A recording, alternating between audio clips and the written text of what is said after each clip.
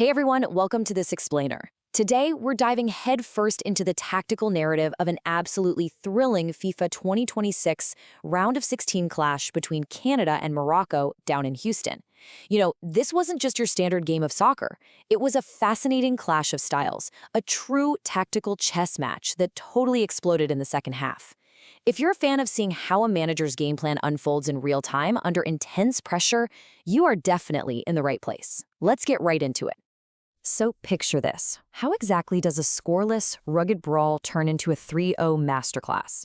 That is the exact question we're answering today. If you just looked at the final scoreline, you might be thinking, oh, it was a walk in the park for Morocco.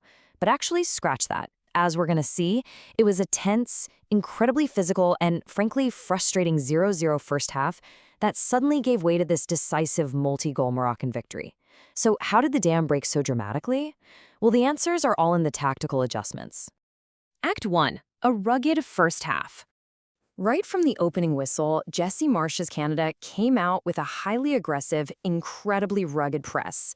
Their entire game plan was deliberately designed for one thing: physical disruption.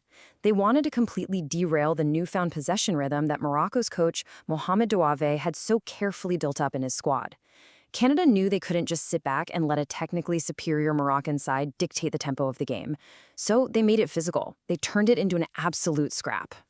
And, that immediate clash of styles had massive consequences for both goalkeepers. Morocco's superstar keeper, Bono, was really put to the test early on. He was forced into these absolutely fabulous, brave saves, spreading himself well to deny those early Canadian surges. He was literally the reason Canada's all-time leading scorer, Jonathan David, was kept at bay. On the other end of the pitch, Maxime Crepeau was just as busy, dealing with long-range efforts, constantly having to sweep behind Canada's high defensive line. It was just pure end-to-end tension. Naturally, with a strategy that aggressive, frustrations bubbled over pretty fast. Referee Michael Oliver was kept incredibly busy, repeatedly having to reach into his pocket. We saw Morocco's Noussair Mazraoui pick up a card for a really robust challenge after a sequence involving Tajon Buchanan. Then we saw Canada's Jonathan David get booked for impeding a dangerous turn.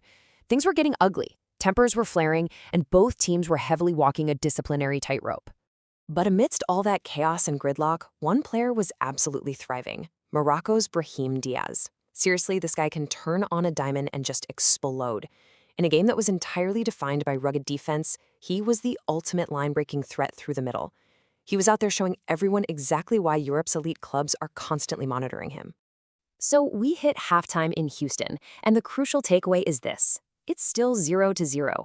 The cages had been rattled, the fouls had piled up, but the score was completely deadlocked. From Canada's perspective, Jesse Marsch couldn't have asked for much more from his defense. They had successfully contained a vastly technical opponent. But for Morocco, it meant they had just 15 minutes in the locker room to figure out a completely new approach to unlock the game. Act 2, the set-piece breakthrough.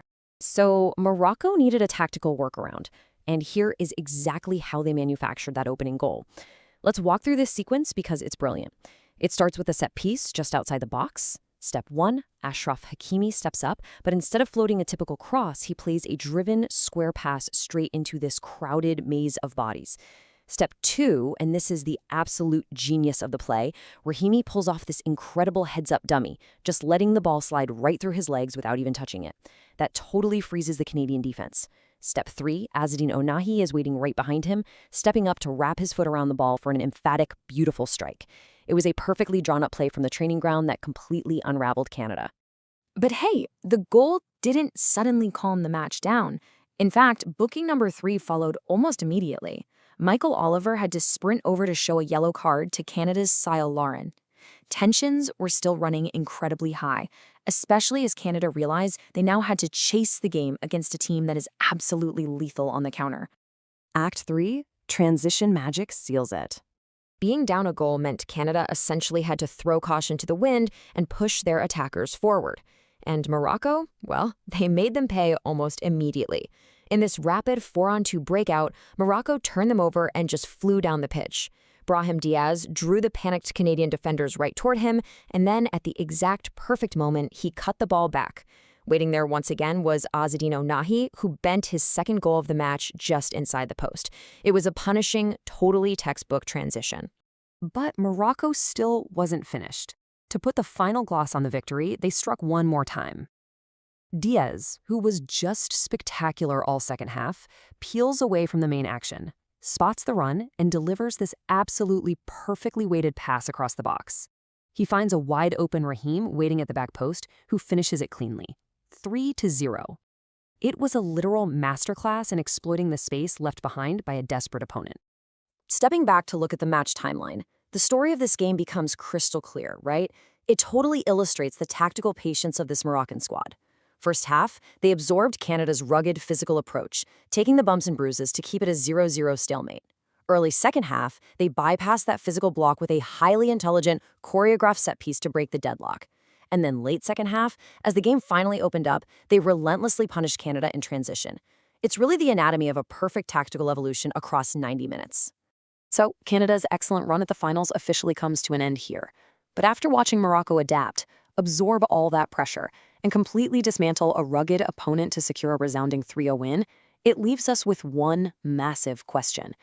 As Morocco marches on to the quarterfinals in Boston, who is actually equipped to stop them?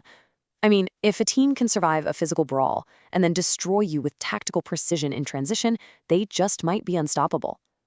Thank you so much for joining me for this explainer. Keep asking those tactical questions, and I'll catch you next time.